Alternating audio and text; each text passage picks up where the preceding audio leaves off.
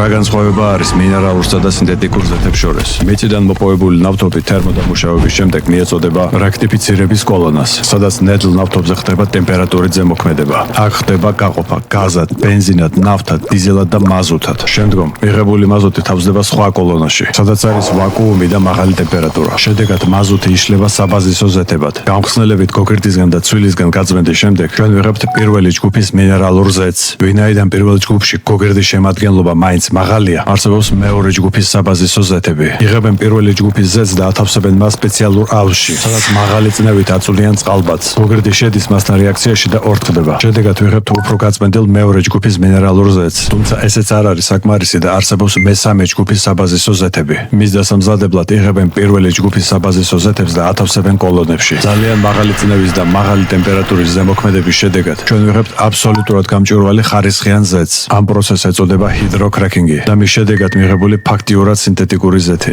რაც შეეხება მეოთხე ჯგუფის საბაზისო ზეთებს, სხვა ჯგუფებისგან განსხვავებით ის მზადდება ეთილენის გაზისგან სპეციალურ რეაქტორში მაღალი ძაბვის გამოყენებით. შედეგად ვიღებთ 100%-იან სინთეტიკურ საბაზისო ზეთს. საბაზისო ზეთის გზა ძრავის ზეთისკენ ამით არ მთავრდება. დანამატების ჩამატება ზეთში არის უმნიშვნელოვანესი პროცესი. ისინი შეადგენენ საბოლოო პროდუქტის 10-დან 30%-მდე. დანამატებში შედის დისპერსანტები, დეთერგენტები, ხახუნის მოდიფიკატორები, ანტიოქსიდანტები, წვეთის და ქაფის საწინააღმდეგო დანამატები. და თვისებრივად რა სხვაობაა საბოლოოდ მიღებულ მინერალურსა და სინთეტიკურ ზეთებს შორის? მოლეკულარულ დონეზე სინთეტიკური ზეთი უფრო ერთგვაროვანია. მინერალური ზეთის მოლეკულები კი სხვადასხვა ზომის, ფორმის და წონის არის, რაც საბოლოოდ მის სიბლანტეზე მოქმედებს. ასევე ამის შედეგად განსხვავებულია ხახუნის წინაღობაც. მაღალ ტემპერატურაზე მინერალურ ზეთს ახასიათებს მისი პატარა ნაწილაკების აორთქლება, როდესაც სინთეტიკური უფრო სტაბილურობას ინარჩუნებს. განსხვავებულად რეაგირებენ ასევე ზეთების ჟანგბადზე. მინერალი ღია მოლეკულარული სტრუქტურის გამო უფრო ჟანგდება და სინთეტიკა ნაკლებად შედის რეაქციაში ჟანგბადთან. გაითვალისწინეთ ეს ყველაფერი შემდგომ ზეთის შეძენისას და ჩაასხეთ მხოლოდ ხარისხიანი ორიგინალი ზეთები.